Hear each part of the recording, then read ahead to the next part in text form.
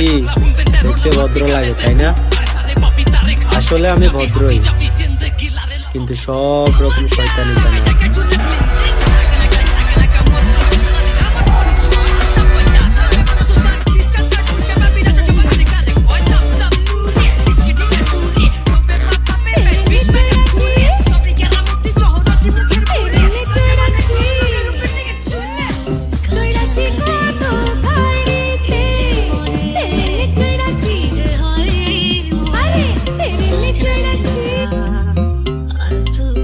ধীরে ধীরে চালাও গাড়ি, মাথা ঠান্ডা করে, আশির বেশি তুললে গতি পড়বে গিয়ে খাতে।